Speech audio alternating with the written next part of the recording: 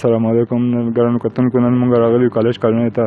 یو داسې غریب ورور سره ولاړ یو چې هغه نن تاسو ته خپل حالات په باره کې او دا کم چې انکم سپورټ پروګرام دی بېنظیر هغه په باره کې او دا کم چې نوی حکومت اعلان کړی 12,000 روپو هغه وایي چې موږ ته نه یې میلاو شوی دی په باره کې څو خبرې کوي. هغه راځئ موږ سره اوسئ چې هغه څه وایي. السلام علیکم.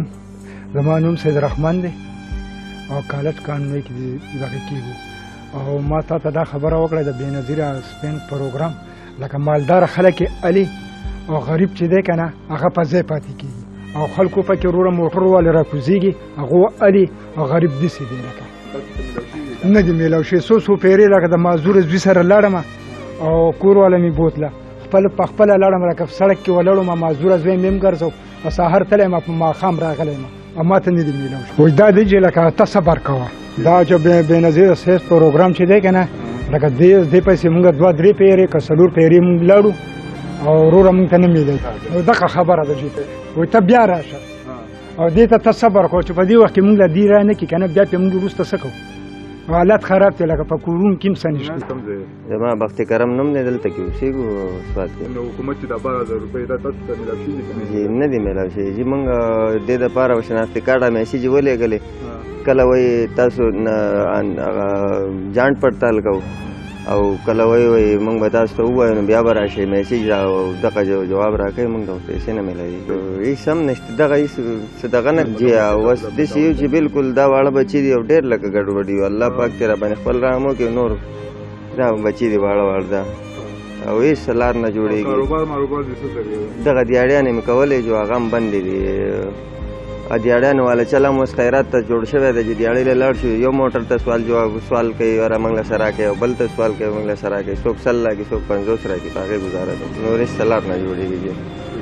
زه د دې ګلکدې نمبر 1 سره تعلق ساتم اجړ محله او زه غریب یو ګاډی والا یم او دلته چې د انجراج کېدو نو خدای شی زه زما هم نه دی شوی د ډېرو کسانو نه شي وایي چې د 70 کسانو کې او ټوټل چې دی نو دلته کې تقریبا 2,000 اوږد دی زمونږ او په هغې کې چې دغه لکه موږ ته به کې د وسه پورې څه انجراج میلاو نه شو او زمونږ حکومت دا وعده کړې وه چې یاره موږ به کور کور ته هر سړي ته راشن رسو که نه دوی په بار بار اعلان کړي چې یاره تاسو په کورونو کې کښېنئ که نه او د هغې باوجود دا ټول خلک په کورونو کې ناست دی او په انتظار دي چې وروره راشن دا به د کم طرفه راځي که نه.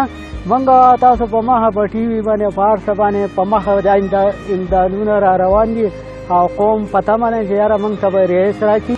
بازارونو ته څوک نه ځي وروره او خپله ګزاره کوو خو لکه اوس موږ ته بې انتهایي تکلیف دی. موږ غریبانان یو او څوک ته ګاډۍ مزدوران دي څوک ته ټاټ کې مزدوران دي. دا څو راشن ماشن لا د اوسه پورې نشته جي. زه تاسو ته دا بار دا خبره کوم چې لکه موږ غریبانان په کورونو کې ناست یو موږ ته دا د اوسه پورې هېڅ شی نه دی راغلی او نه داسې یو مشر راغلی دی زموږ د علاقې د دې کلکدې نمبر 1 او نمبر 3 ټولې علاقې لکه دې کې غریب زیات دی او مالدار هېڅ چا هم دا تپوس نه دی کړی چې یاره موږ ستاسو باندې څه تېرېږي څه حالات دي که نه. دا ټول زموږ ګاونډیان یو بل سره دغه دی. بیا چې د وټونو روزي راشي هر سړی په کوڅو کې ګرځي وایي زه ستا مشر یم. موږ ورته څونه منډې وو څونه قرباني کوو لکه شاپشان داسې منډې وله وهو بیا موږ هیر یو. نو هغه زموږ وزیر اعلی دی دا کوم هغه اعلانات ډېر کړي دي خو لکه دلته کې خلک بازارونه بند دي. ده ته ښه پته ده دا غریزه علاقه ده په دې کې غریب هغه ته ښه پته ده چې ما له اوټ زیات غریبانانو را کړی دی. زیات اوټ چې دی ماشاءالله زیات اوټ چې دی پي جي آی له غریب ورکړی دی. نو دې مهرباني وکړي او د خپل غریبانانو قوم ته دې خیال وکړي په دې نظرثاني وکړي.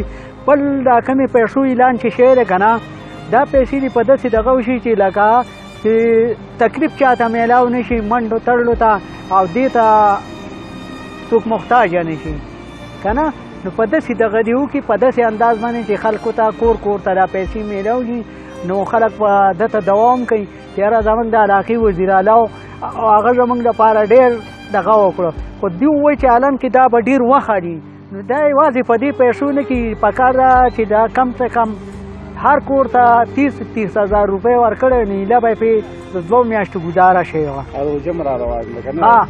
وسو رمضان پکې هم را روان دی د خیره دیو ته ښه پته په رمضان کې د سړي دوجن د لګي که غریب دی او که مالدار راشي نو موږ ته خو څه نه میلایږي یاره اوسه پوه چې په دې چوکونو کې ناسي اروره چې څوک راشي پاکو کپړو والا ویني نو یاره وایي راغی موږ له به څه راکړي منځ کې هېڅ هم نه وي ډېر خلک دا خبره کوي چې هلکه د مالداره خلک هر شی راوړي او په دې چوکونو ما خو د اوسه پورې 5 روپۍ د چا نه ونه لیدي چې مال یې راوړي زه په خپله د ګاډۍ مزدور یم جي اوس رالمه په 3 بجې مې اعلان وشو چې وروره وځئ د دې بازار نه اخر څه به کې حالات دونه د سنګین